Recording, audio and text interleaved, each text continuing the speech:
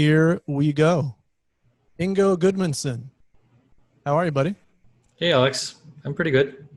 Cool, man. I appreciate you coming on the podcast today. This is podcast number 3. And 3 of 3. This is it. No. It's fun to do. I really like doing this. I like interviewing people that obviously that I know that work in this kind of crazy business we call the filmmaking business. Mm-hmm. And people that blaze their own trail. You blaze your own trail. You came from a few miles away to try your luck here in California. Mm-hmm. And you've had some success. Let's first of all, just the correct pronunciation of your name so that I don't screw it up, and if someone's listening, they get it right if they want to hire you on So most people, both in Iceland and here, call me Ingo, which is like bingo with no B. Very easy. But my full name is Ingolfur, or Ingolfur, as we pronounce it back home. Ingolfur Gudmundsson would be the Icelandic pronunciation, but nobody could say it like that. So. But like on your, let's say your IMDb or your website or whatever, social or if someone wants to look up your work, if they're Ingolfur Gudmundsson. Cool. Or Ingo Gudmundsson, yeah. And that's Icelandic. That's Icelandic, yeah. I'm from Iceland. You're not Spanish, Italian. Born and bred. Hey, some people. What you do is unique and interesting, maybe not to you or the people you work with closely, but for an outsider, or even for me, someone that just doesn't work in that world. Mm-hmm. It's, I could speculate on what you do, and I think I have a general idea of what you do, but there's people out there that, when you think of like the really raw filmmaker, no budget, grab a camera kind of person, they may be doing their own editing or maybe in very little of it possibly, but you get to these upper levels of big films and big production editing where there's a ton of planning and a ton of work to be done after photography. I wanted to kind of ask you to describe what that is and how that planning, and you don't have to go ultra deep, but to kind of give a general reference of what it is that you do in the sense of how some, like a picture that's big on visual effects, like let's say a comic book movie, something like that. You've worked on some stuff that's heavy on rendering 3D environments and stuff. So right. You kind of talk about how that goes and what you do in there. So, I have a pretty diverse background in visual effects. I started out as sort of a generalist visual effects artist with emphasis on CG. I originally wanted to become an animator, but that sort of morphed into more of a generalist kind of type of work, which generalist CG means basically you create anything that's needed to be created in a CG environment. Be that, for visual effects, if you need to create any type of artificial worlds or characters or whatever. And sort of when I started out in Iceland, I actually started studying in Germany. That's sort of my first venture into visual effects was in Germany. And then I came home and I just became sort of a jack of all trades, doing compositing, doing mostly for commercials back home in Iceland, doing compositing and doing CG characters, full CG characters, or just CG effects elements and stuff like that. And then also visual, what's called motion graphics, like simple 2D motion graphics for commercials and stuff like that. Not very sophisticated stuff, but sort of what was needed for the small projects that I was doing at the time. And then I decided to move to California with my wife, and From Iceland. from Iceland to California.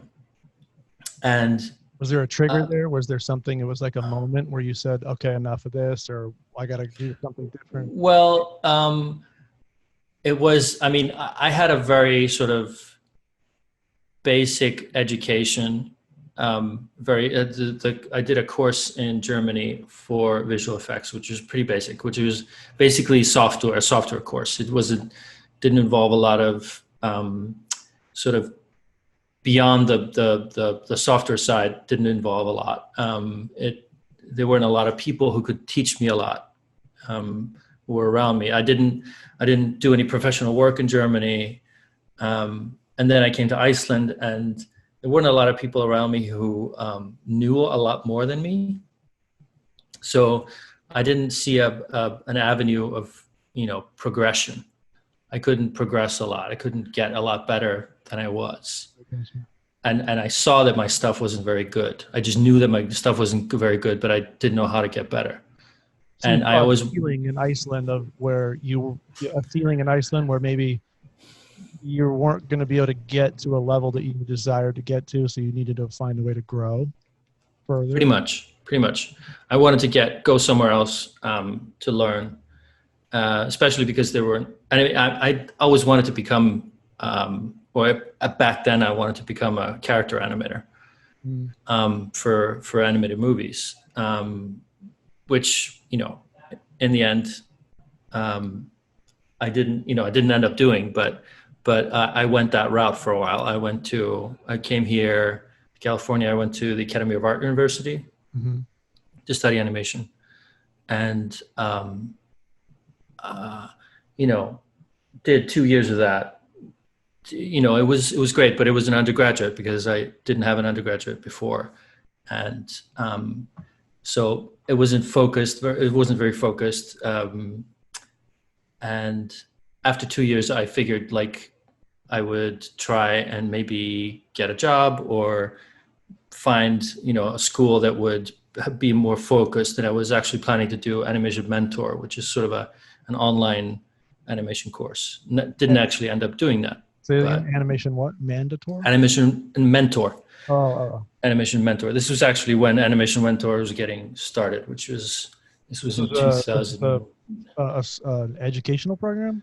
Yeah, Animation Mentor is actually the program that the sort of the most prolific sort of school for animators these days, I would say. It's fairly, it doesn't cost a lot. It's or it used to be 18 grand, I think. Wow. For something like that for the full course. And or even less. No, maybe it was 12 grand for 18 months. It was something like that. A specific course just to teach you one specific thing, or is it a general? Yes, it's very, very, very focused character animation course. And I've had plans to do that, and I just wasn't able to secure the financing for it. And so I started looking for work, and actually we were living in Oakland at the time, and I'd done these 2 years at school and was kind of you moved to the Bay Area first from Iceland? Yes, exactly. Moved to the Bay Area first, went to the Academy of Art University in San Francisco. We spent our first 6 years of staying in California in the Bay Area.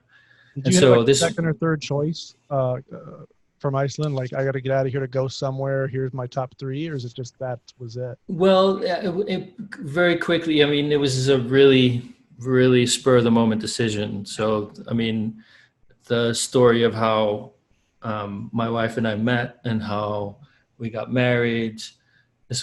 We basically met, decided to get married, and left the country to live in California, all in the span of, I think, 3.5 or 4 months. Wow. So, which is kind of crazy, but yeah. You We're had the still idea, really, and then 4 months later, you were in the Bay Area. basically, yes. That's a big move in a short amount of time. Exactly. So yeah, no, I wouldn't say there were a lot of choices. It was just, I looked at a few schools, made a decision, and off we went, pretty So much. where did you get in Iceland? You had the thought, you had that moment where you said to yourself, I've got to get better.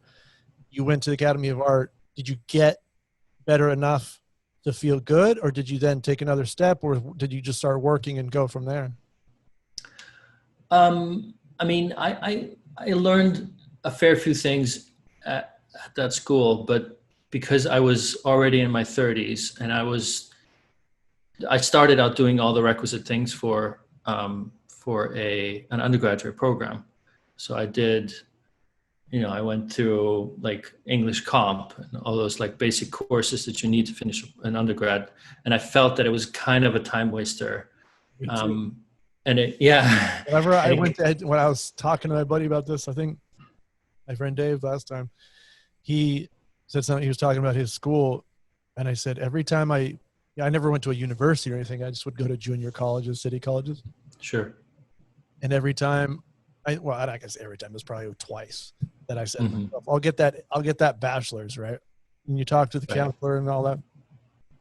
Next thing you know, half the day I'm sitting there in history and science, and I don't really buy the education system fully either. So Sure. sort of like, I just was like, and I was like, why don't I just stop going to all these classes and take more filmmaking? I don't want to be a historian or a scientist. I don't want to. No, and it's like, in a sense, I agree with you. I mean, I think had I done this 10 years earlier, I would totally have, gone in all the way. But we were there. We had, Helga, my wife, she had a kid from a previous relationship. It was already 8, I think, or 9 years old at this time. And we were already pregnant midway through those 2 years of school. And it was just like, I had to focus and finish it without spending too much time or money. You run to California with you to help you follow your dreams. At that time, did she have her own? This was, I mean, she did. She was more the driver, if anything else. She was sort of the motivating force, that we picked up and left. I mean, we were both sort of itching to go somewhere, and she encouraged me to pick a school and go, which is great. That's cool. Okay, so we're still here. Right? Yeah, there you are. Here you are today. Yeah, this is like 13 years later. So with more kids and more gray hair. Exactly, a longer beard and more kids. I was looking at a picture of myself doing some filmmaking thing, and it wasn't that long ago. It was like 7 or 8 years ago, and I had like more gray hairs. Now the whole thing. Cut to like your first job that you considered to be like. Yeah, so I'll tell you the story about the first job I got, which is completely insane. So I was saying, like, I was at the school, and I just told myself that I needed to kind of back out and reassess and try to get into Animation Mentor. And then that didn't work out. I tried to get financing here, which was, I don't know, might have been able to pursue it further, but I couldn't get financing back home, which I was sort of depending on. They wouldn't sort of accept that school as a good enough school to lend me money to go to it. But I started sort of poking around for jobs, and come to find out that my neighbor was working for Lucasfilm. So the lady who sorry, convenient for you. Yeah, exactly. So that's always a good thing to. There was this professional lady who lived next door. This lady who was super busy, always away, and I didn't know what she did, but this nice lady who I had gotten to know, and I didn't know what she did. So from another neighbor, I heard that she worked for Lucasfilm. So I inquired, can you maybe, I'm looking for jobs. What Is there any way? Were you working? Was she working? What department did she work in? I didn't know. I had no idea. I just knew she worked for Lucasfilm. So I asked her, and she's, super willing to help me out. And so she says, like, just look for a job and send me, once you send in the application, forward it to me, and I'll see what I can do. So I do that, and then, I find a perfect job, which is a 3D story artist for Clone Wars, the TV series, Star Wars: The Clone Wars, and send in my application, and I get a call back, and I get an interview, and this is all great, and go to the interview, super nervous, drive all the way to Big Rock Ranch, which is right next to Skywalker Ranch. Yeah. Up in for this valley. Yeah, exactly. Right next to Francisco right close to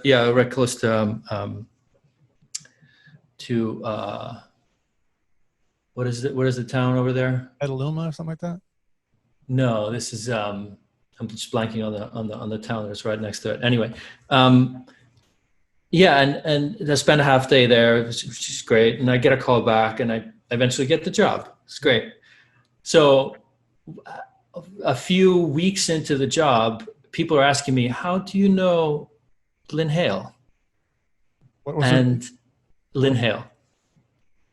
Say it again. One more time. Her name's Lynn Hale. Lynn Hale. Uh-huh. Oh, okay. I was clipping, I guess. And she and how do you know her? And I like, she's my neighbor, and like, what's the big deal? Turns out she's been with the company since Empire Strikes Back. What? And she is basically George's she runs the PR department now. She was George's right-hand PR person. I mean, could you have been next door to a better person if you want to be an animator? I don't think so. I don't think so. Aligned. Yeah, I mean, stars. Not to say that she. I mean, they were after the fact. A lot of people told me that they were sort of like, who the hell is Lynn? Like, who the hell are they bringing in? Is she bringing in here? Who, like, is this like her little cousin or whatever? Her little nephew? These, like, seasoned people that are looking at you as a newbie? Is that what you're saying? No, so I'm glad I didn't know who she was, and I'm glad going in that I didn't think about it, because they assumed I was like, I had to win them over, basically. I totally had to win them over, and I went in cold, and I managed to win them over, and it was like an amazing opportunity. It was this job was like such a dream job. It's so weird, so weird to get that as the first job in the States. It was super weird. Because you've been doing education, and then you go to try to work, and you get this. Exactly, and all I had done professionally before in visual effects or animation was like these smaller projects in Iceland, and Iceland has like the population of 350,000 people, and the market is really, really small, and you're just basically one of maybe 100 to 150 people who comprise the entire industry. Wow. So if that jobs. Yes, if that. I mean, there's probably. It's one of those situations where you got to wait for a couple people to die before you can get the gig. No, I mean, I wouldn't say that. I wouldn't say that. But I mean, they take chances. They took a chance on me, for example, the company I was working for took a chance on me to do, basically off the street. I was handed, graphics for like Iceland's Home Depot. Okay. Like the Icelandic version of Home Depot. It was my first job in Iceland, which is That's what I'm saying. Like the opportunities are great, but you are a very big fish in a small pond. So it's like as soon as there's a ceiling you hit, you have to kind of go elsewhere, or you really have to like to educate yourself, become what I, at least in my opinion, better at what you do. Well, I had to find that somewhere else. there's a hub for anything. There's Nashville for music, right? Or Exactly. And I whatever you want mean, to do. There's some sort of central place where the professional, exactly. And for visual effects and animation, that's definitely California. You know, um, So there you are at Lucasfilm, first job. the first job, and basically working in this palace, which Yeah. is if you Skywalker can look it Ranch? up.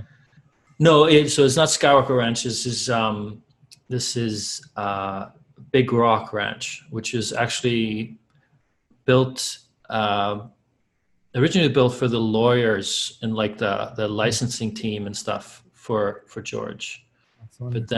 But then it was very quickly. I mean, I think before it was done, they had actually moved all those people down to the Presidio, their main headquarters. Offices. Yeah, and then it sort of stood empty, and then Lucasfilm Animation was created, and they sort of took the building over. Yeah. And it's basically this, like it's on a pop. What Go was ahead. the name that? What's the guy? He's like directing and producing Mandalorian along with Jon Favreau. Yeah, Filoni? Dave Filoni. Yeah, I worked with him. Were you there in those days? Yep. Yeah. We worked together a bunch. Oh, cool. Yeah, because he was like the main Clone Wars guy, I thought. He was brought on. He was really young. I mean, he's 1 year older than me, so he's 40. He's going on 46 now. So he was really young. He was like in his early 30s, maybe when George hired him to create Clone Wars. Essentially, I mean, really?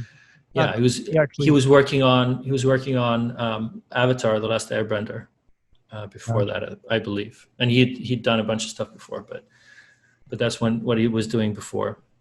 Cool. And he's like an encyclopedia when it comes to Star Wars. He's a complete Star Wars nerd and has been forever. So he's like, if you want to ask anyone any questions about like detailed Star Wars lore, that's a guy to ask for sure. I watched these, I guess they're sort of like behind the scenes little episodes for Mandalorian, and he's talking about, why did they have certain scenes take place in these locations that are similar to Tatooine and the what's it called? The bar. I'm sorry, I'm an asshole. I don't know my Star Wars. Mos Eisley Cantina. Yeah, that's it. And like things like certain droids and certain beasts and things from really obscure places. Even he mentioned something that's in The Mandalorian that was an animal that was only seen in the Christmas special, the Star Wars Christmas. That's like this guy knows every little. Yep. So that's pretty funny. He does, and he would. So you're in Lucasfilm working on Clone Wars animation, and that's probably a couple notches above doing Iceland's version of Home Depot. Right? Yes, and it was so crazy because I had the biggest, like, I didn't have the term for it back then, but imposter syndrome. Like, I had the biggest imposter syndrome while working there because, I mean, you felt like you weren't ready. No, well, sure. I just felt I didn't deserve to be there. I felt that any second someone would tap me on the shoulder and throw me out the door. Right. That's how I felt. Well, it was just too much. They looked at your resume. You had an in because of this woman, but they sure the resume. Oh, for sure. I mean, but no matter how many times people would tell me that my stuff was cool, it was just hard to believe. Well, you're in the Mecca. It's like going to the Holy Grail of how good you are. You're going to walk in there and think, "Oh my God, I'm not worthy." Right? Anyway. Absolutely. I mean, like me getting an invitation to go into James Cameron's office and see, you know, his Alien and his Predator and stuff down there in Manhattan. Like that would be, to me, probably very similar. Not that I don't have Right. respect for Lucasfilm, but like, you know, Terminator and Cameron, like that's my Yeah. Star Wars, I guess, if you want to put it. So I get it. I mean, who wouldn't? You'd have to be inhuman if you had any compassion or any, you know, affection Right. for this industry or like film and Right. stuff, and you go into a place like that and you're just like, whatever, then you don't belong there. No, totally. The fact that you Totally. felt that way, I think kind of says that you did belong there, really. I mean, Yeah, it's, maybe. if you didn't have that feeling and you weren't in awe, Yeah, for sure. For sure. what was the next gig? What did you get out of that? What did that parlay into?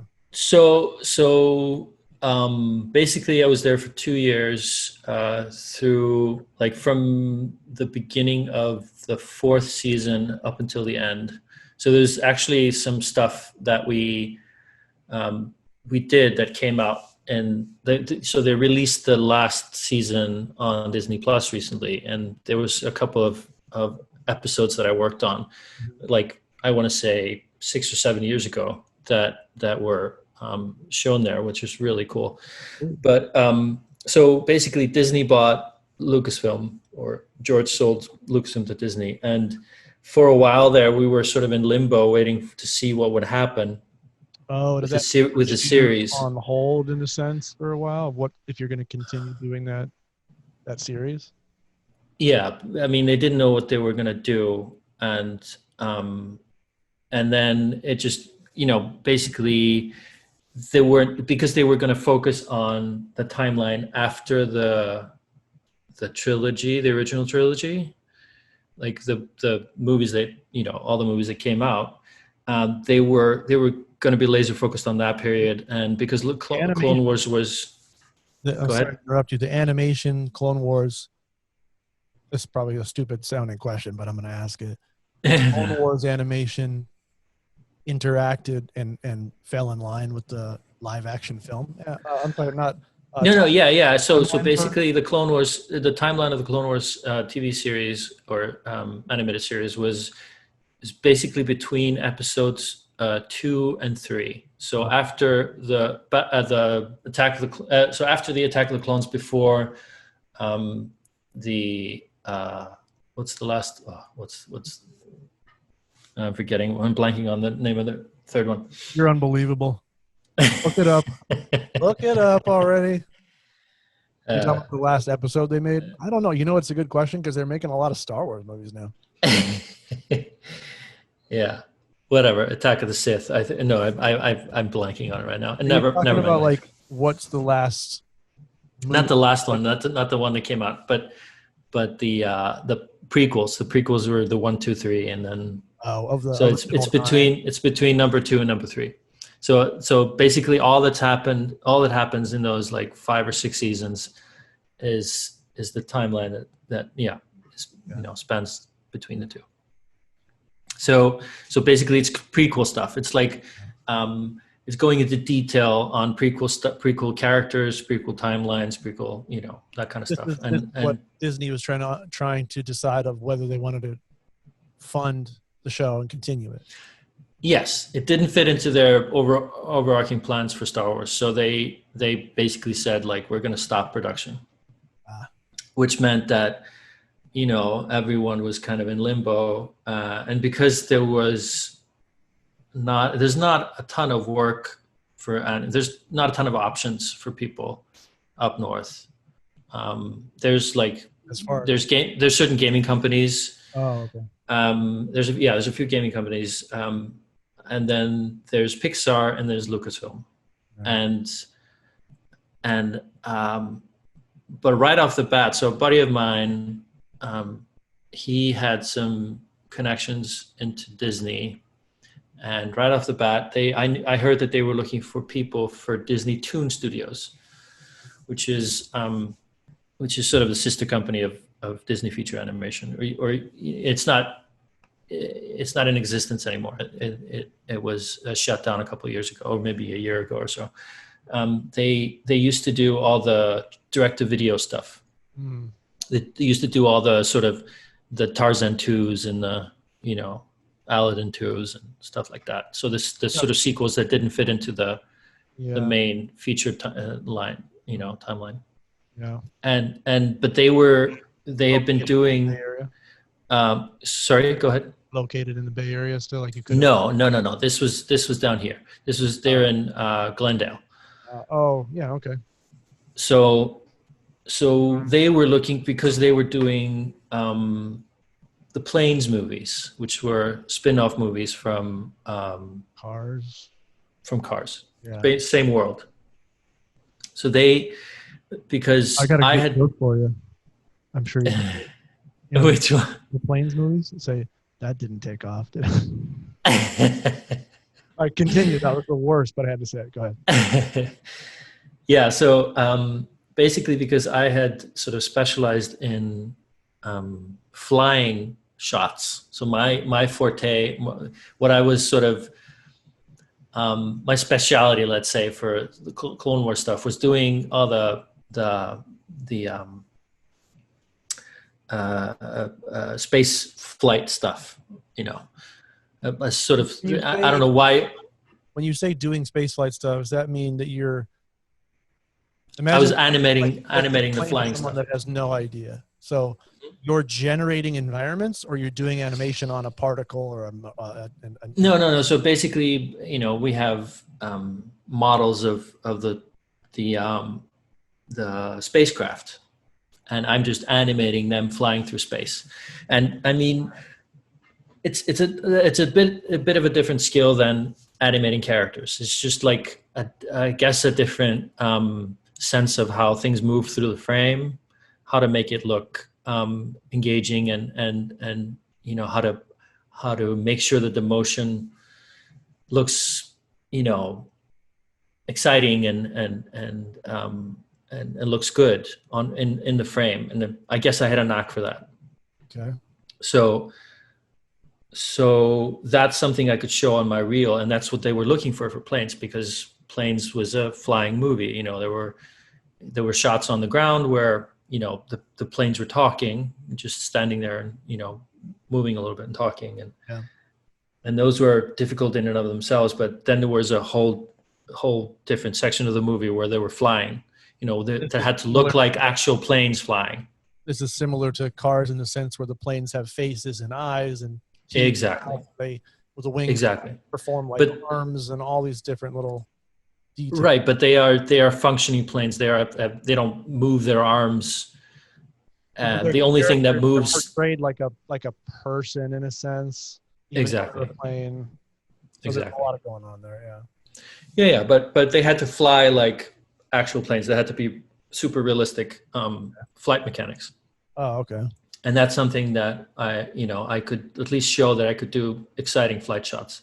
Sure. And so they hired me, and actually Disney moved us down to so we got super lucky.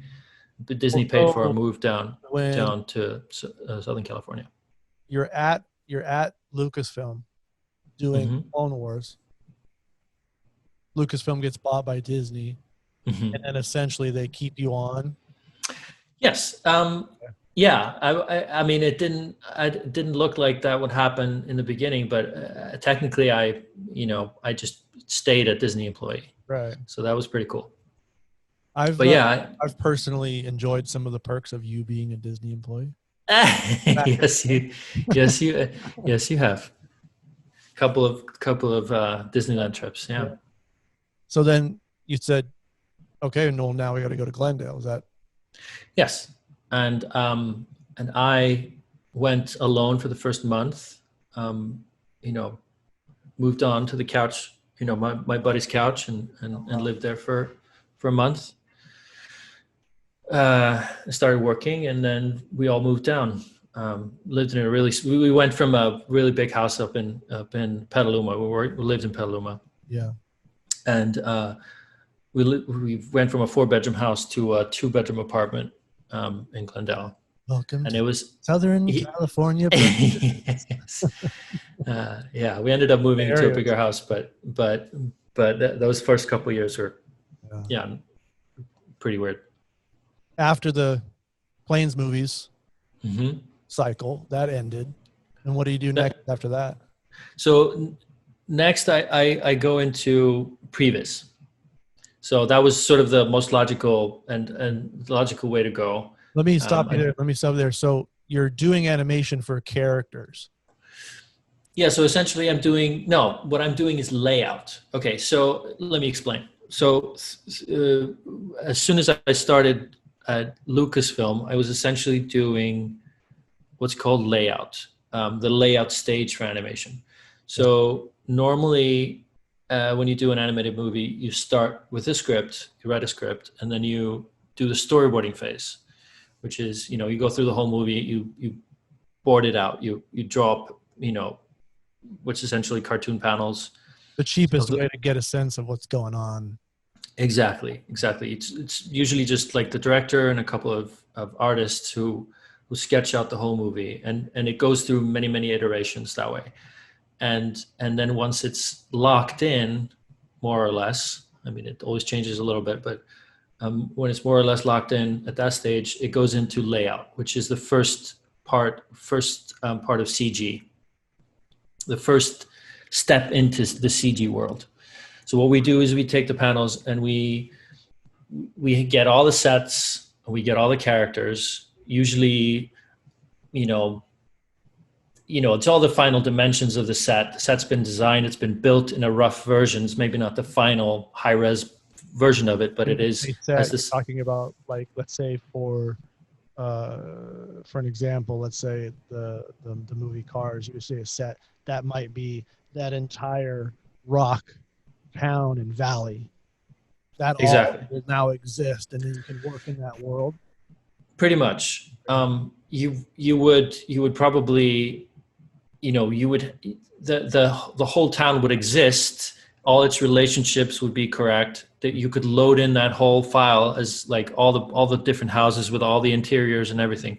But usually you would only load in what you need, probably. Sure. So you'd be working in one building, and then you load in that building or whatever. That scene takes place in front of the door of the garage of the auto shop. Exactly. You would have only what you need loaded. And then you have the characters in there, and you do a rough animation pass of everything. You essentially block out the scene. I mean, it's the same as blocking a scene in live action. Right. But it's a step above drawing. It's the first step. It's a step above drawing. I mean, sometimes it depends on who the director is. Usually the director likes to see a little bit of animation, a little bit of gesture, a pose. If you have a good facial rig, you can do facial animation. If he's happy, put a smile on him or whatever. You want to have the eye direction, the eye line be correct.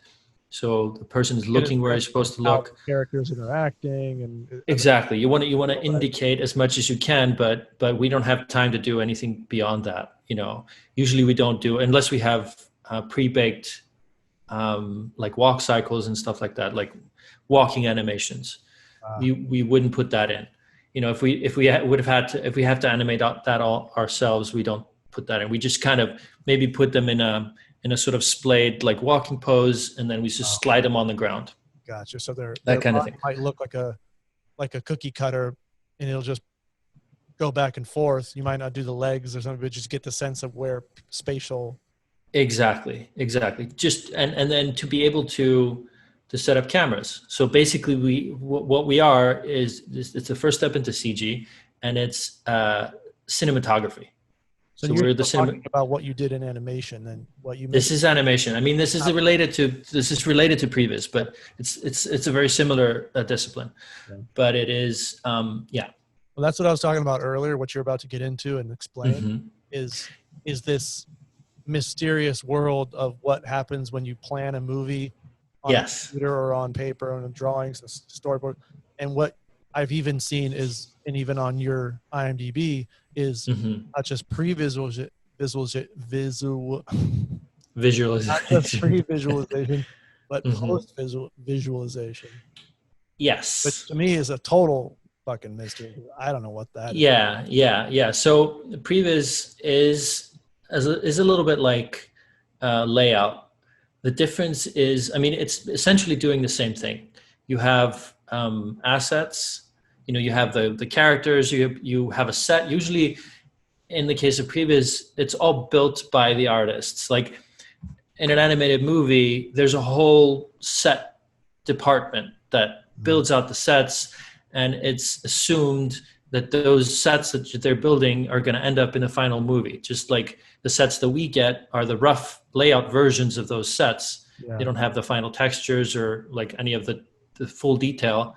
We just work with rough versions of it, and then that same, just a more detailed version of it is what ends up in the movie. In PreVis, it's all rough and ready. It's like, oh, we have let's make a street, and then we might have a pre-built street from another show that we pull in or something. Hey, like we need to make a bespoke.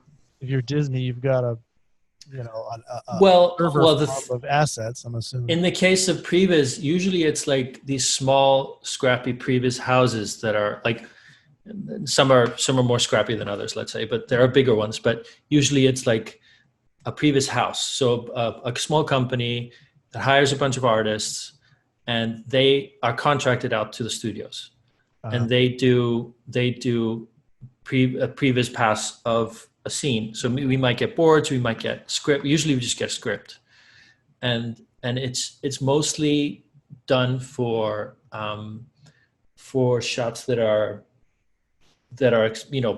anticipated to be a big VFX shot. Expensive VFX shots. If they need set extensions, there's something that needs to happen in the production that needs to be very meticulously planned out. It's either it's either you create something for the VFX house to bid against. So for the visual effects house that's eventually going to make the visual effect, to say like, this is how much this shot will cost. This is what we need to create. This is how long it is.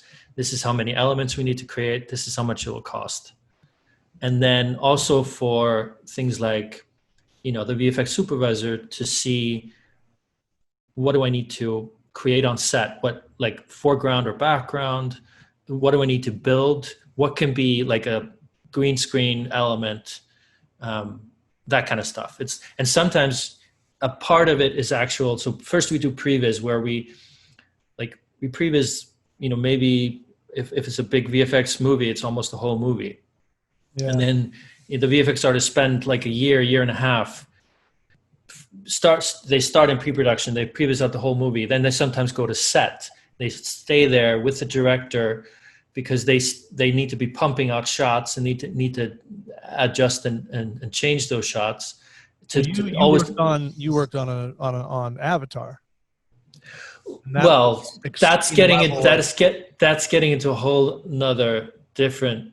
But just like if on the topic of PreVis, I mean, it's like you're doing that the entire time. I would think. No, well, what I did on Avatar was a whole different beast. Oh, really? Yeah, it was a whole different really beast. PreVis. Well, it wasn't. I mean, I was working with a bunch of. I thought what you were doing. It was more digital production. So basically, what we were doing then was we were working with the entire time, right? No, we weren't doing. We were actually more prepping stuff for. We were taking all the things that were mocapped on stage. We were assembling those things into packets for Jim to then shoot on stage, like shoot his cameras on. We were sort of setting them up. All the data from the mocap, and then you're creating a character onto that information. Yes, and we are making sure that character is dressed in the right costume. He's in the right set. The set looks correct. There's nothing in the way that where Jim can get all his shots. Because what happens there is that there's a recording, basically a motion capture recording of the actors. They go through all that stuff, and then once that's done, the sets are built, and the sets where, it's been captured on a version of the set. The set is then refined, and the look of the characters is adjusted, and all that's applied to the characters in the set. And then we assemble all those final motion capture takes, and then that's all put together. Go ahead. I was under the impression that on these projects like Avatar, that you created an environment through Jim or the director or whoever's in charge of conceiving that you created that environment and then shot in a mocap stage, assuming you were in that jungle or that building. Exactly. Well, so my first job on Avatar, this is now like going on 3 years ago now. I started there, and because the department that I would eventually end up going to, which was the sequence department, which is more the PreVis animation department, wasn't ready to receive me. Let's say they lent me out to the set, the asset department, which was either modeling. If you were a good modeler, which I'm not a very good modeler. I can model, but not very good. What is a modeler? Is that like building? It's actually physically building things inside the computer. It's like, if you need anything physical, whether it's a character or a costume or a prop or a piece of set or whatever, you need to make that. You need to build that inside the computer. Out of scratch, whatever it is. Pretty much. And you get drawn designs. You get designs from the design department, and you need to use that as a reference and build it out. And what I did was I used a bunch of pre-built elements, and I assembled sets for a while, which is super fun. But I basically, built sets, and I would present those sets. It's ironic that I've always thought you're telling me now more than I've ever gone into detail with you about what you do. And right. I understand the gist of it, but I don't know the details of what you do. But what is interesting is I work in like what's considered the art department, which is sort of interesting. And then within that, it's set decoration. And we build sets to a degree. I'm not in construction, but we're building sets.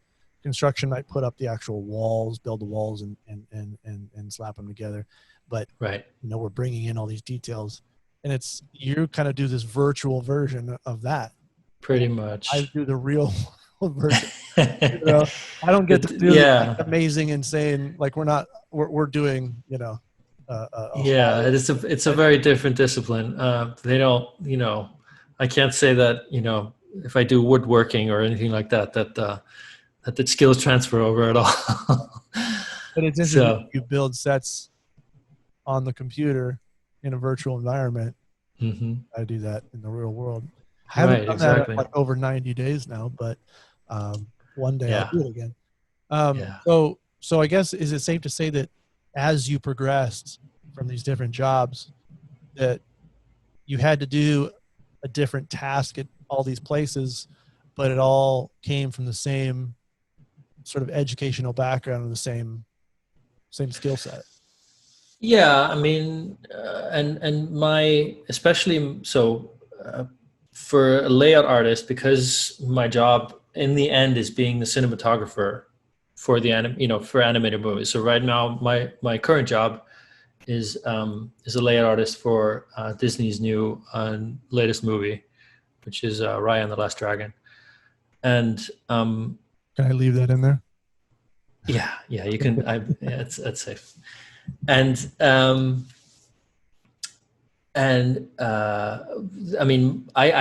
done a bunch of photography. So my dad's a photographer. Yeah. And sort of over the years, I've built up a pretty good sort of eye for composition and lighting and all that kind of stuff. And that helped me a ton. And then all the sort of generalist stuff that I did back home in Iceland was a really good foundation too, especially for PreVis. So PreVis is more, so in the layout world, there's a whole team in front of us and behind us in the pipe. Yeah. So, and behind us in the pipe are all the people who build everything we work with. Like I was saying earlier, the sets and the characters, they rig the characters, which means rigging means that you essentially put a skeleton and controls into characters for you to be able to animate them. Okay. And doing that well is essential for you to execute well, what you do. But in PreVis, PreVis is much more sort of seat of your pants. You got to do it yourself. You have to be able to rig something if you need it rigged. You have to be able to model it, build it, texture it, do all those things yourself. And coming from this sort of jack of all trades background that I have coming from Iceland, that helped me a ton. That gave me a lot of sort of, a strong foundation. Did the software transfer, the stuff you're using software-wise in Iceland and you came here, was it the same type of stuff, or did you have to learn new? Well, the software the principles of the software are the same. I mean, I happen to be using Softimage back home because that's the thing I learned how to use. But when I came here, I started using Maya. Maya is like the gold, sort of the gold standard, or what everyone uses more or less, especially here in the States. Okay. And I mean, it is kind of a dinosaur at this point. It's really, but I mean, everyone uses it. It's like more or less every studio I've worked at in the States has used it. Maya, okay. So, and especially for like compositing, do you understand what that means? Like compositing, it's basically, I mean, I understand the definition, but maybe not the application. Right. It's basically assembling, any elements you have. I think your mind is in the virtual world. Right. Mine is in the physical. So if you say composite, like the first image I get is putting like a TIE fighter in front of a blue screen and then adding elements that in post, but you're having plates of physical footage. Exactly. You have plates and you have, masks, and to assemble all that together, and then, put effects on top of that and stuff. But when you say composite, you're probably talking about 100% virtual elements, nothing live action. No, not all the time. I mean, sometimes for example, so what you were mentioning earlier, the difference between pre and post viz. Yeah. So I'll explain that to you. So basically, PreVis, then you're working with 100% virtual. You're imagining what the set's going to look like, or maybe you have rough plans for it or whatever, and you have digital characters. You're animating them. You're essentially creating shots. Those shots get handed to the production, and they sometimes use them one-to-one to match when they're shooting the movie. So they shoot more or less those same shots. They copy this. It's sometimes incredible. I mean, sometimes it totally depends on the director or the DP.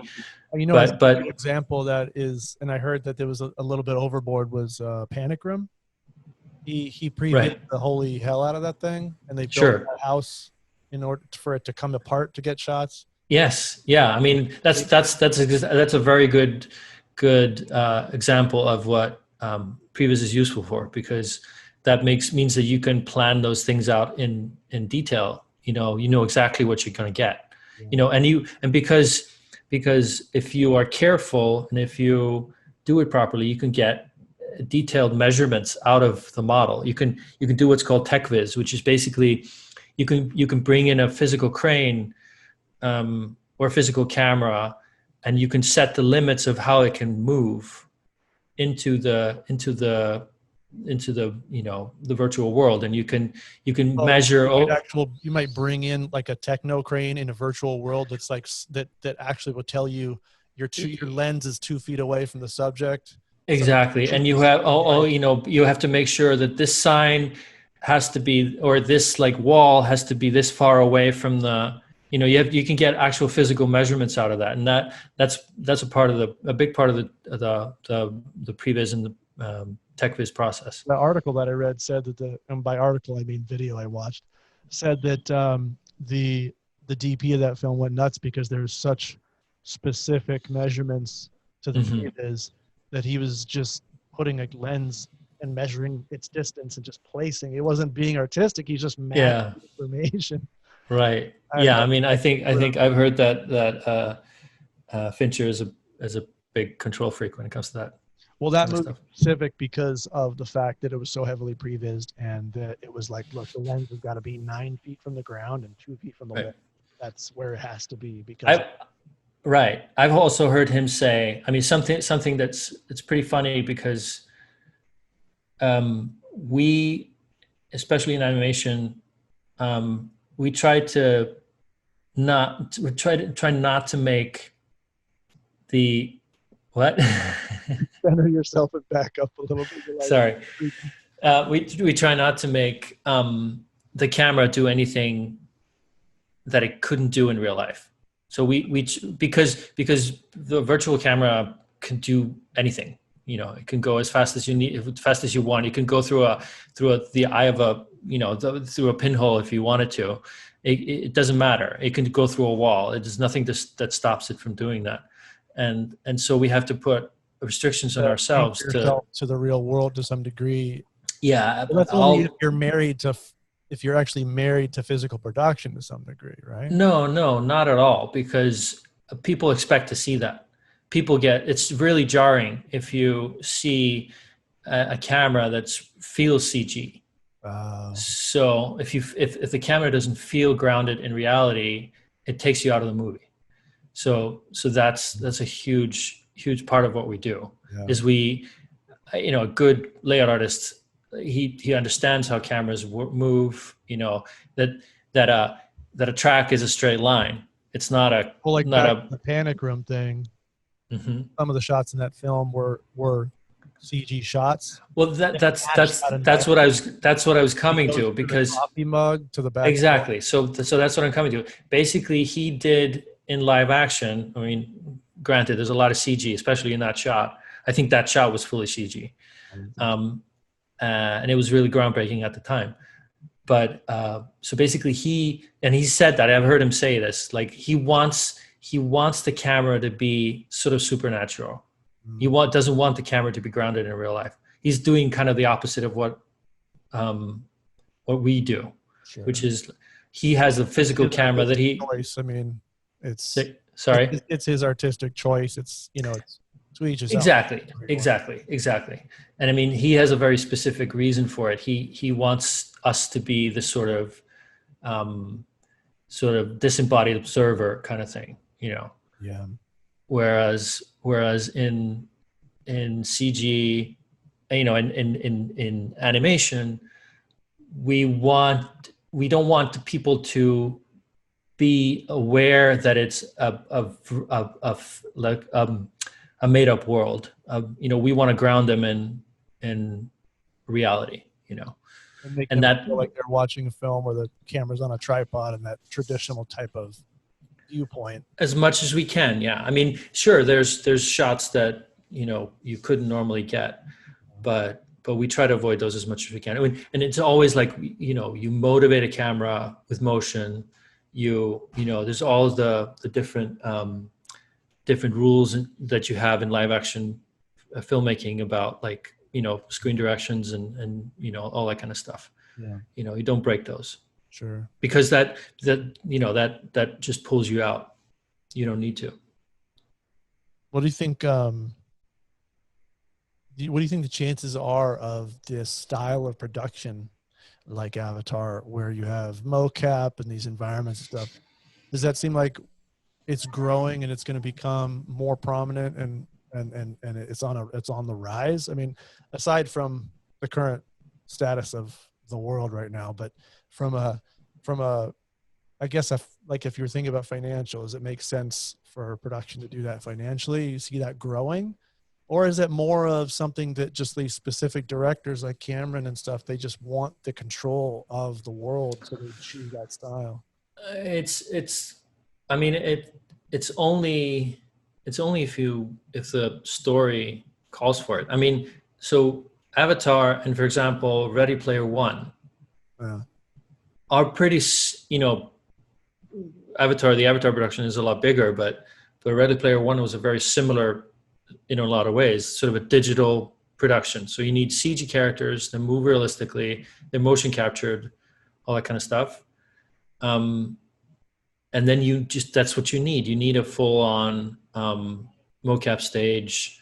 You need a virtual production. You need someone to build sets in the virtual world. And then you set that up on a stage and you can walk through it with a virtual camera, that kind of thing. It's not going to replace anything, but I mean, a good sort of hybrid is, for example, Mandalorian, like what they were doing there is really fascinating because I forget the exact terminology, but it's basically a game engine. Well, they had a term for that stage that used the tech. It was like the pit or the view or something like that. Yeah, I'm blanking on it right now, but it seemed to be a combination. I'm no expert, but it was a combination of that mocap with the game engine running of an environment that the camera would actually see and be positioned. Yeah, so the camera has to be hooked up to the system. It has to capture. It has to be. It's the same technology as motion capture on a character, but you're motion capturing the camera, and it's hooked up because if you have a flat screen behind you and you're changing perspectives, that has to change. You know, the background has to change in relation for it to you know, right. and you get free lighting essentially. The screen is lighting your subjects. Yeah. But when you see that behind the scenes stuff and you see from like the actor or I guess anybody's point of view other than the lens, it's actually quite jarring because you've got this giant environment around you that's completely capturing your point of view. Yeah. So you're not looking at it from the lens. You're looking at it from any axis off of the lens. Right. All the environment is crunched. It's only realistic looking to the point of view of the lens. Exactly. See that stuff I'm talking about? Everything is mushed and warped if you're not. Exactly, because that's what I'm saying. Like for the actor, don't you think that would be a strange? It's better than. It's no stranger than a blue screen. It's much more immersive than because you're seeing the actual environment. You have a couple of things, couple of practical things in the foreground, and then you have the full environment. Like you don't have to imagine anything. You can see exactly what it's going to look like. I think that if I was an actor, and in the interviews they say this, but I fully agree. If you want to be an actor, it's like part of that is to play a role and be in this world and feel it and imagine it in its entirety and go completely dive in. So if you're an actor and you're shooting a film and it's traditional and you're out in the middle of the desert, you can really, you know, for better or worse, get a taste of it. But on a blue screen, you have to completely, I would think, generate that in your mind. But with this, like the Mandalorian, the technology they're using there, I think that's a great marriage of both worlds because everything on the ground and within that 50, 100 foot radius or whatever it is the desert and the cave and the whatever. But you've got this video wall, which may be disorienting, but at least you've got some tangible environment there to be in, which I think exactly. And the lighting and like, you know, just basically a full set extension on screen. I mean, so there were people who were working on it because we shared the same. We were both on the same lot. Yeah. At the same time, Avatar and the Mandalorian, right. And I had people who I knew who were working on it, trying to explain to me how it worked. Weren't they going to you guys and saying, "Hey, how the fuck do we do this?" No. They long before, hadn't you? No, we were totally. They weren't. You know, we were totally separate. But it was a separate technology. It's not the same. No. But it's a totally separate kind of thing.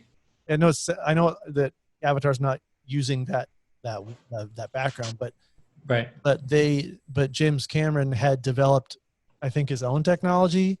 Well, it's based on So it's, in order to yeah, create these, to capture these people and create these environments. I mean, he was kind of, you know, spearheading that for a while, wasn't he? sure. I mean, the original Avatar, all the motion capture technology that was done for that, I mean, has driven the industry, you know, for since basically.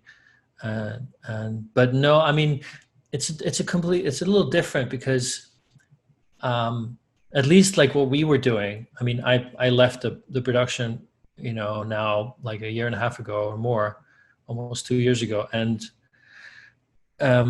we were doing the fully digital production. We weren't doing the live action stuff, and I don't know. They might be doing similar stuff now because, but what we were doing was basically fully CG. We weren't needing to do any sort of, you know, full screen backgrounds or anything like that. But Another element, it's you're creating the environment, but then you have to somehow track it and display this strange. right. But that is basically, so what essentially you do is you have, instead of holding a camera, you know, there's in the, you know, in the computer you have the full world loaded, and you have all the characters, all the motion, all the acting of the characters. They're all in there, and you can play them. You can scrub back and forth. You can play the same performance, the actors performing over and over and over again, as many times as you want. And then you get your angles, instead of having the actors act and their performance being different every time. You picked out your performance. You know exactly what they're going to do and say and how they're going to move. And you can go in, and what Jim did, he would go in and he would spend a full day shooting, like, you know, 3-4 minutes, 2-3 minutes of final footage, essentially, or like a 2-3 minute capture. He would go over and over and over again to get his perfect shots.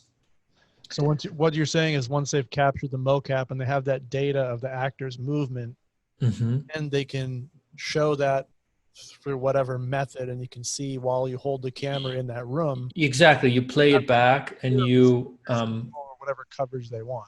exactly. And you just put a virtual camera in that space, and you can put however many virtual cameras in there, placed at the exact same, you know, and what he's doing is he's holding essentially what's an iPad with some grip controls, with joystick controls, and he can zoom in or change lenses or whatever. Not even a camera. It's just essentially. It's not it's not a camera. It's just and there's, like, you know, some balls on a stick that are tracking its motion, and then he's just walking around with like he would with a regular camera.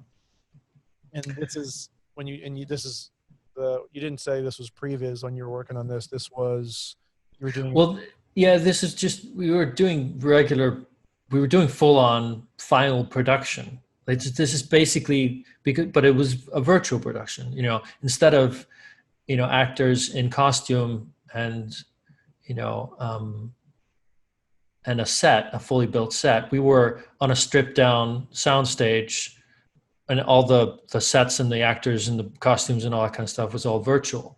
And we were, you know, we'd essentially see the picture when the actor's wearing the little camera and the blue suit and the dots, and everything's dots, covered in dots and sensors, the whole place. Right. I mean, just super exciting, right? Yeah. No, it was the creator, and it's like your world and you know it. Like, that's the person who gets it, but everyone else is just working in this blue room. It's like, I don't know. It was super stressful. Part of the filmmaking, one of the joys is to go to these unique places in film and work in these environments and see something take place and see the scene come together in a unique place, a historic building or a bridge that's, you know, unique to, like, these places that are real, you know, and that's fun. And I would think that if you're not involved in the creative to some degree, that the blue environment would get a little boring after a while. Yeah. What's the thing you're on now after you did Avatar? So Avatar ended. Yeah, I left Avatar to go. Actually, I worked on SpongeBob. I went to to Now do we're talking. layout. Went back to animation. So I'd been working in the PreVis industry for a while. Ended up on Avatar, and then did that for a couple of years, and then I went to Paramount Animation to do SpongeBob. Finish it up. They were like 3/4 of the way through that movie, and I helped finish it, push it across the finish line, basically. Were you on that, like you were saying before, that you were kind of known for some of these specific animations, like the airplane? No, that was a totally new thing for me, because it's kind of slapstick, sort of cartoony animation was totally new for me. I'd never done that before. It was just like my sort of general background as a layout artist that got me that gig. It was super fun. Awesome little team. When you say slapstick and you're talking about that some of those cartoons are done in a sense where it's almost like I would think that they would like hire a comedian or something to help reference some of the motion, because Sure. Are they depending on you to come up with this comedy timing and the different things that are funny? A little bit. No, animation, isn't it? That's mostly done in the animation. So we were laying out the scenes, but the rigs that we were using were very limited. We could do very little of the actual like exaggerated animation that they were going to do. We just sort of indicated that, and then what they were, there was an animation team in Montreal doing the final animation, and they were doing amazing stuff. It was way beyond what we were doing. And we, like I said, the rigs and the sort of the models that we were using weren't really equipped to do that kind of stuff. And we didn't, usually we don't have time for it either. But yeah, no. I mean, it's just when you do layout for an animation like that, it's sort of a slapstick. The camera motions are much simpler. There's a lot less drama in the way you set things up, and it has to be just fairly two-dimensional and sort of clear that way. But yeah. So after you put your hands on it, it goes to somebody else who does these final little like comedic touch animations, or? No, I mean, they do the animation. So basically what we do isn't really considered animation. We do an animation pass, but is very, very rough. And essentially what the animator does, so we lay out the scene, we indicate how the character or the props or whatever what have you move through the frame or are placed in the frame. And it's essentially like blocking a live action scene. Here's where the actor's going to stand and say this line. Here's where the actor's going to move over here, and this is where the camera moves, all that kind of stuff. And then the cookie cutter, he slides in. This is where his body will be. Pretty much where the arms and eyes go. I mean, we tried to put in as much acting as possible, just because whoever's watching it, and just so they can get a clear picture of if the story's working or if it's still funny or whatever. They need to see some kind of emoting going on, some acting. You can't have just a guy in a T pose. That's slap into the frame and they go, "What do you want me to do with this?" Exactly, yeah. But we don't have time to do any more detail than that. Yeah. But then the actual animator, he can take what we have and completely throw it away, like anything except, of course, the camera. The camera is ours. The camera is what we do. But the actual motion of the character is up to him and the animation director. So once you place the camera or the camera movement, that's locked. But then character pretty much more. Pretty much. So what I do is technically called rough layout, and then there's like final layout or layout finaling, yeah. which means that rough layout is a lot more creative usually than final layout, because what final layout does is just polish the cameras. Sure. It's like if the animation, if the timing of the animation is a little, if the camera is following a certain timing in the layout, and then the timing changes, the motion changes a little bit in the animation, then the final layout goes in and just shifts the camera over a little bit on those frames, make sure the timing is good, and just polishes up the camera. Let's see this. Why not? And I mean, this is just a question to dig into detail, but why not have you do all that?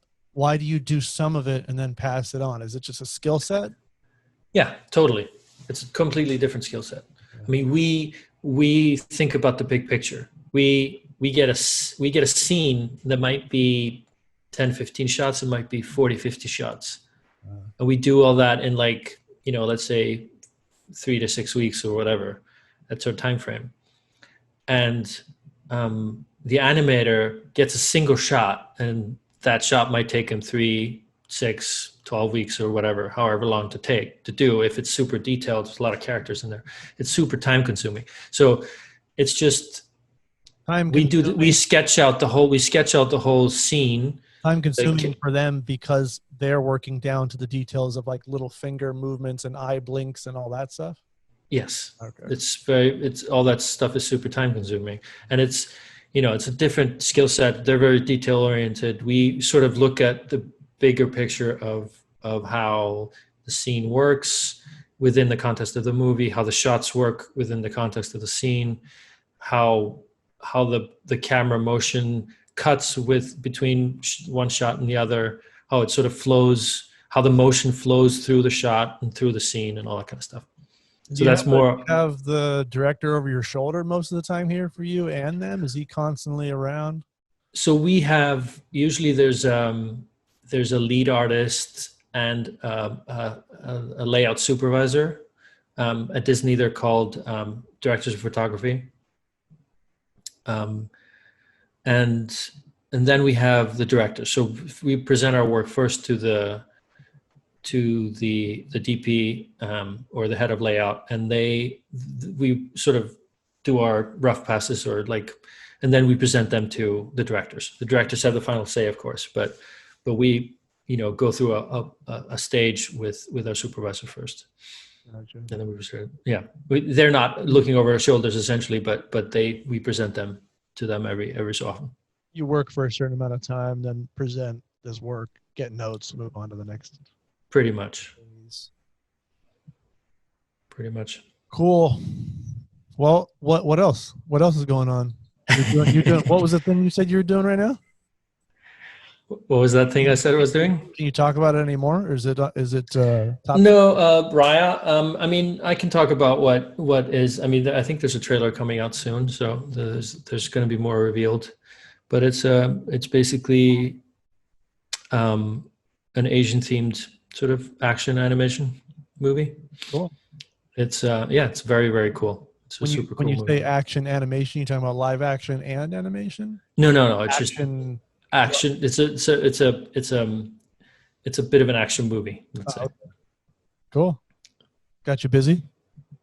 Yes. You working from home? I'm working from home. Yeah. Cool. I have a setup here where I basically remote into a workstation at work, and then do all the work from there. Wow. So basically all the work is done on that machine over there, and then all my meetings are over Zoom, basically. So you're a Zoom pro then? Pretty much. I'm trying to figure it out. I'm in my garage over here, man, trying to figure out Zoom. Yeah. Looks like a nice setup. Yeah, go ahead. Yeah, it's all just, tools and crap for stuff. Got your nice lighting there and stuff. It looks really professional. If you look close. Well, could have fooled me. Yeah. Looks great from here. Background looks good. So I want to ask you a question. So you start off at a certain point in Iceland.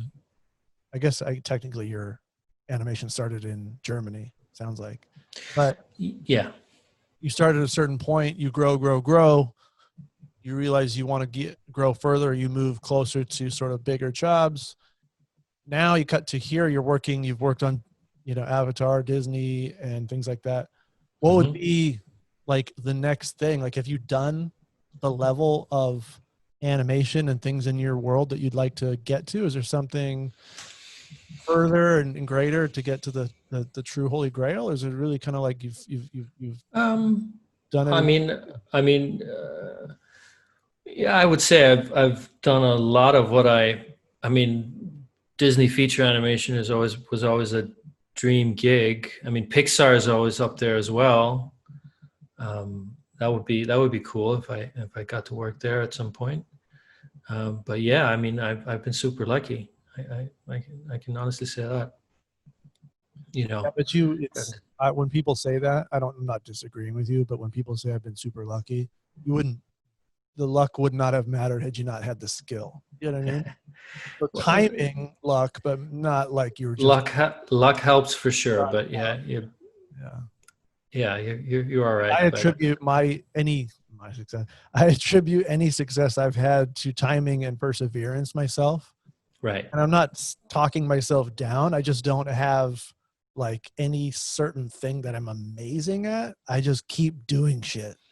And that's pretty much keep doing stuff and then meeting the right people and then calling them to the point where they're like, fine, come down. Just call me again. That's been my. Yeah. I mean, keeping the right attitude, not burning any bridges. That's always good too. Like that's always been, I think, that's helped me a ton. Yeah.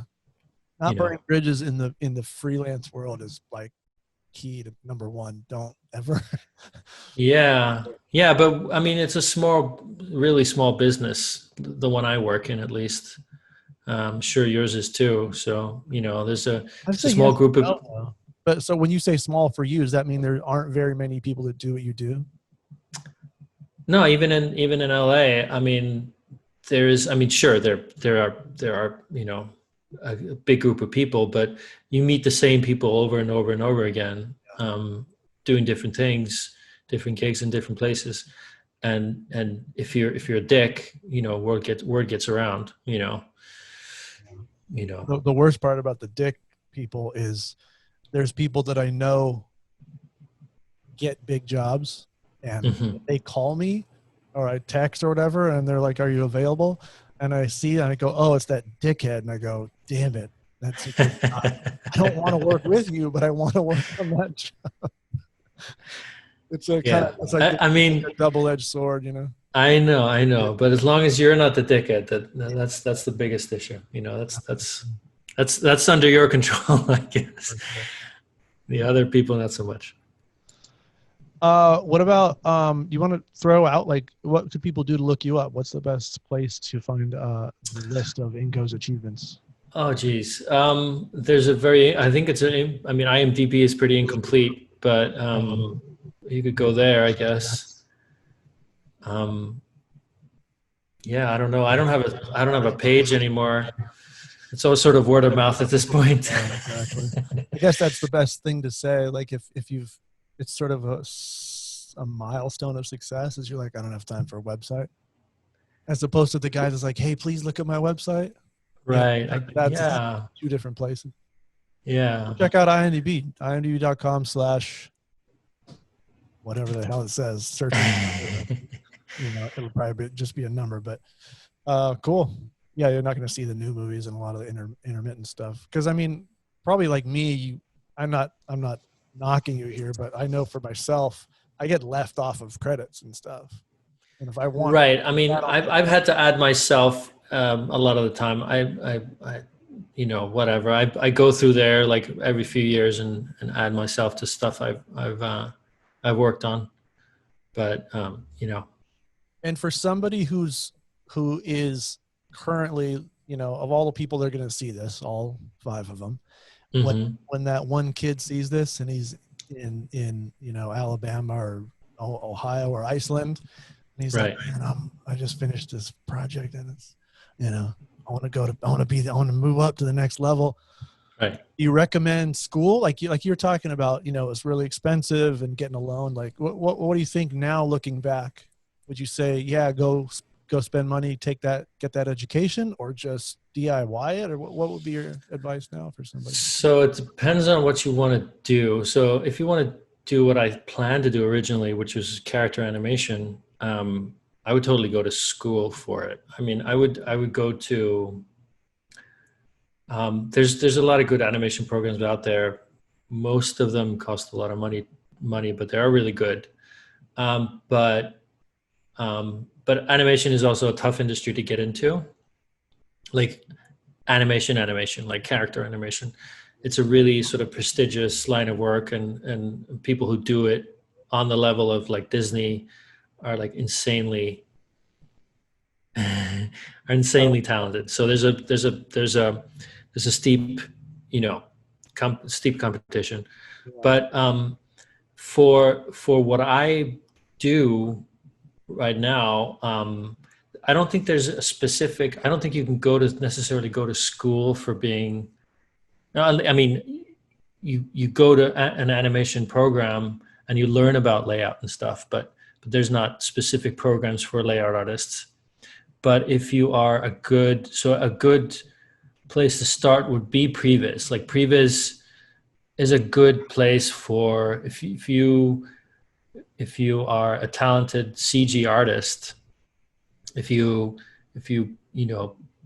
worked in Blender, you've done, Blender is a good, actually a program that I've started to use a lot now. It's accessible, it's free, anyone can download it and start using it. And there's like tons and tons of tutorials online. Learn about how cameras work. Are you saying figure it out yourself as opposed to traditional education? There's usually not a sort of direct path from an animation, education to do what I do, I guess. But there's lots of ways. I guess there's lots of ways. I mean, like I said, I did my 2 years. There's a bunch of people with me, who haven't necessarily had, there's people who have had a full education, and there's people who sort of are self-taught. Yeah. And it's basically what you can bring to it, what kind of a reel you have. That's the thing that matters. Nobody asks me today what school I went to. What you're saying is, if you want to become an animator, find out where George Lucas's assistant lives, move next door. No, but you have to have a really strong. You have to have a pretty strong reel. You have to have. I mean, I was lucky in that I'm Iceland. The industry in Iceland gave me a leg up. Gave me an opening. Had me do really advanced stuff pretty early on. So I had a pretty strong reel already. Yeah. Of stuff I'd done, not necessarily layout or previous stuff, but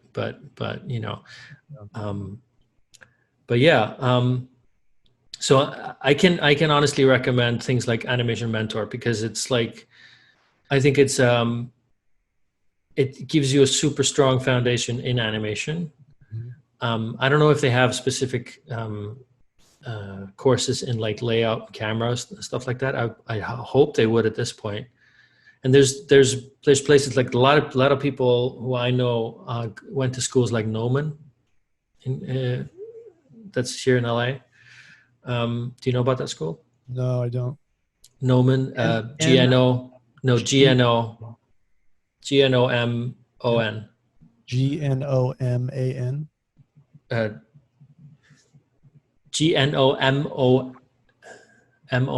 Noman. And that's an animation school. It's a school for visual effects and animation. Yeah. Gotcha.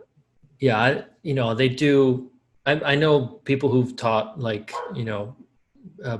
done previous courses there. Like I know a teacher who teaches previous there and stuff. So there's all kinds of different things you can learn at that school. Cool. Yeah. All right. Thanks, Ingo.